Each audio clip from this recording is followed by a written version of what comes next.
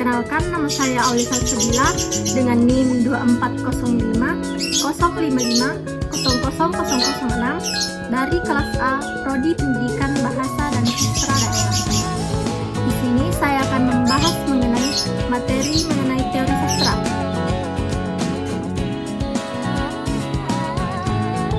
Yang pertama yaitu teori sastra adalah kajian ilmiah yang membahas tentang konsep-konsep, prinsip-prinsip, dan model yang digunakan untuk memahami serta menganalisis karya sastra.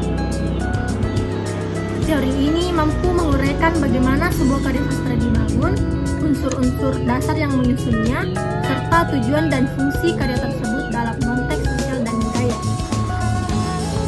Dengan teori sastra, seseorang dapat menelaah karya sastra secara lebih mendalam, tidak hanya dari segi cerita dan bahasa, tetapi juga dari makna filosofis dan ide-ide yang terkandung di dalamnya.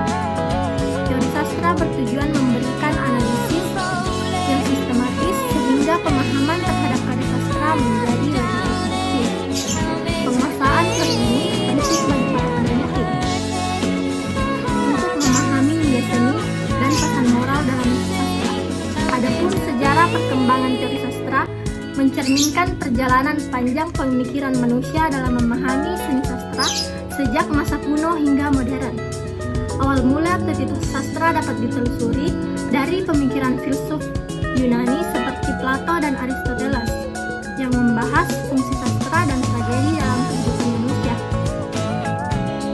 Aristoteles menekankan pentingnya tragedi yang dapat membangkitkan rasa kasihan dan takut sebagai sarana pembersihan emosi.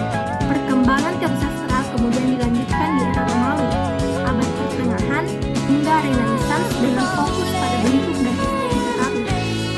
Pada abad ke-20, berkembang berbagai aliran teori sastra, mulai dari formalistik yang menitik beratkan pada struktur teks, sampai pada postmodernisme yang mengakui pluralitas makna dan subjektivitas interpretasi. Setiap era membawa pendekatan yang berbeda sesuai dengan kondisi sosial dan budaya pada zamannya, sehingga teori sastra menjadi bidang yang dinamis dan terus berkembang. Adapun komponen teori sastra meliputi unsur-unsur yang menjadi fondasi dalam menganalisis karya sastra.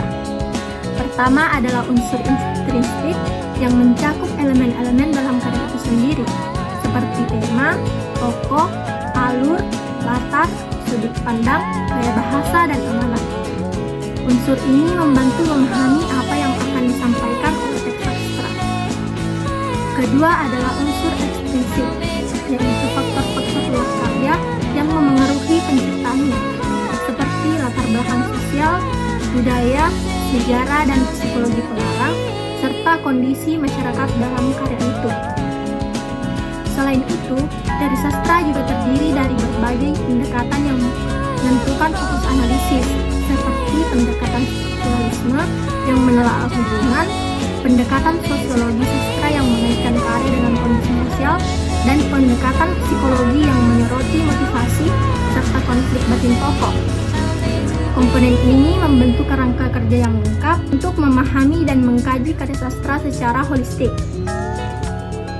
Adapun kedudukan dan fungsi teori sastra memiliki kedudukan sentral dalam studi sastra sebagai dasar ilmu yang mendasari metode dan teknik kajian sastra.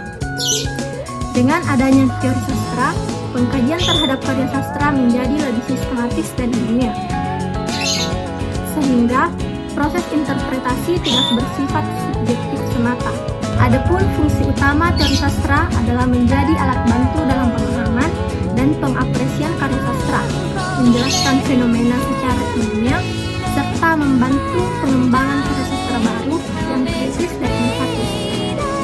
Teori sastra juga berperan penting dalam pendidikan sastra, menjadi landasan bagi guru dan dosen untuk mengajarkan dan meneliti karya sastra. Selain itu, teori ini berguna untuk mengkaji relevansi dan perubahan sastra dalam konteks sosial, budaya, dan sejarah suatu bangsa. Dengan demikian, teori sastra tidak hanya memperdalam pemahaman terhadap karya sastra, tetapi juga memperkaya wawasan budaya dan estetika masyarakat. Adapun beberapa teori sastra sastra yang dapat dikembangkan untuk mendekati analisis karya sastra dari berbagai sudut pandang. Di antaranya yaitu yang pertama, strukturalisme, menitikberatkan pada struktur teks dan hubungan antar unsur instruksif secara sistematis.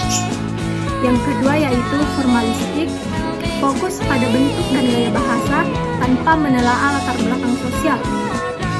Yang ketiga yaitu marxisme, yang mengkaji karya sastra dalam konteks hubungan kekuasaan dan ideologi kapitalisme. Adapun feminis menyoroti posisi perempuan dalam sastra dan bagaimana karya sastra mempresentasikan isu gender dan ketidaksetaraan. Selain itu, ada pula teori seperti postkolonialisme, sosiologi sastra, dan hermeneutika yang masing-masing memberikan perspektif unik dalam menelaah karya sastra. Pemilihan teori sastra sangat bergantung pada tujuan dan fokus kajian yang ingin dicapai. Sekian penyampaian materi dari saya, lebih dan kurangnya mohon dimaafkan.